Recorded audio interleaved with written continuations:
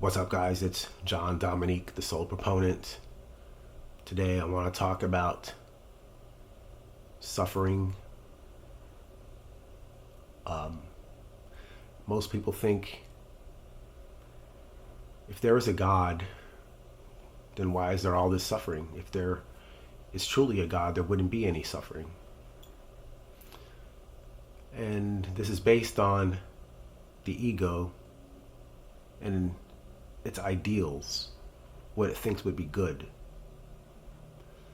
These ideals are rarely questioned. We have to see where they come from and why we think they're so important. The ego suffers mostly because it's disappointed because of the gap between what it thinks is ideal and what actually is. The ego will rarely settle down and accept fully what is exactly the way it is without lifting a finger. It always has to manipulate. It has to make terms and conditions. It has to make things better. It has to change this here and change that. It's going after what it thinks would be ideal, what it thinks is good, which is normal. There's nothing wrong with that. But if we don't question where we get these ideals and why they're so important, it's only going to prolong our suffering. We're only going to continue to stay in the cycle of suffering. So we need to question first and see, well, what are the ideals that we're living up to? What's so important for us that we have to lose our connection with what is right here, right now, the great I am? And there's a number of things if you look at it. It seems like everything is a barrier. Everything they can put your finger on is like causing the suffering because of that gap. And most of the times, when things aren't happening the way we want them to, children are crying, screaming, you get to the game late, practical everyday examples in life. We always carry around inside ourselves this idea of what we think would be perfect. And when reality doesn't measure up to it, we get mad, we get angry, we react. And that reaction is our suffering. That causes our suffering because of the mismatch between what's happening and what we think would be good, what would be ideal. Now, if you look at it, you can see that rarely, very rarely will reality live up to the circumstances that we think would be good. So, the basic bottom line is that we're almost always disappointed. We're always hurt. We're carrying around these wounds inside ourselves. And these wounds will accumulate over time. Since we're very young and children, when we grow into adulthood, we get scarred multiple times. There's wounds because of the gap between what we want and what is and what's happening. We carry that wound around us everywhere we go, and we tend to project the pain and suffering onto the world around us. Like you can see a lot of times in your own behavior, somehow find a way to not want to own the pain and suffering in its entirety. So the ego is just trying to survive. It doesn't want to feel pain. It wants to go towards pleasure and away from pain. That's the usual mode of operation. It's the usual way of dealing with reality. And we look at that deeply, we can see that that's causing more suffering, and we're not most of the times aware of what it is. We're not going deeply enough inside our own being to see that that we're disconnecting ourselves from the true depth of our being, basically. That being, that stillness, without trying to move towards pleasure and away from pain, that beingness is the source of the value that we seek by trying to live up to an ideal. So the ego always has to try to extract the feeling of being good enough and its circumstances and its reality by, manipulating the situation into what it thinks would be ideal. So these ideals cause us a lot of suffering, and we need to question them. Where do they come from? Usually we don't realize it, but we pick them up from our parents, we pick them up from society around us, from the collective civilization, basically.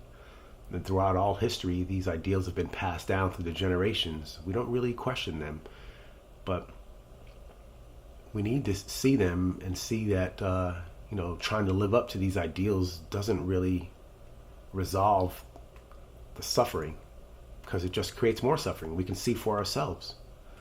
We suffer even more, even greater. But we try harder. It seems like the ego, it thinks if it just tries harder, it'll be able to reach these ideals and it'll be happy. And it's trying to reach this utopia, but the utopia is already there. That's the tricky part about it. We have to drop our ambitions. We have to stop trying to live up to these ideals. And that becomes difficult because there's very little support for living a way on a lifestyle like this. We have to kind of go off into the distance by ourselves because our fear of judgment, the collective group, ego, society, and a larger civilization that as a whole will reject us. It will treat us like an outcast for not trying to live up to the ideals of the group, basically. And that becomes even more source of suffering. But in the long run, we have to see that our value doesn't come from living up to these ideals and getting the approval of our peer groups and the people around us who we think we need to support us. Our value comes from the being that we're disconnected from by living up to these ideals. These are difficult things to become aware of and to keep aware in our consciousness, because it seems like, we can, once or twice, maybe a couple of days, maybe even a week or so, we can be aware of these ideas and how they operate and influence us. But then we go right back to the usual way of living our lives, and then we grow more into the unconscious, and we're not thinking about it anymore, and then we suffer some more. It's like a cycle, and it keeps happening. And we have to be grateful for these lessons, because the suffering's there to tell us that something is wrong. Without the suffering, we wouldn't know that something was wrong.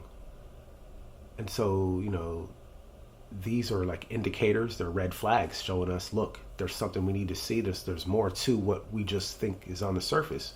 Because most people in society are just living on the surface of themselves without knowing the depths. And that's part of the work. We have to go deep inside ourselves, deep inside our unconscious. So taking a dive into the unconscious, even though there's a lot of suffering in there, we have to understand it, see what it's about, inquire into it continuously as a lifestyle, over and over, forever, until we become one with forever. This is a thing, but you won't hear this, on at a lecture at the church that the church Sunday service will give you, because most pastors and priests or whatever, most churches, they don't want to give this information because it wouldn't be profitable to them, basically. So, we continue on and allow the suffering to be there without judging our suffering, because a lot of times once we see the suffering, when we see how deep this goes, and we see how such of a perilous proposition we're in, we tend to hate it. We hate ourselves. We react to it. We judge ourselves for our ignorance and not knowing any better.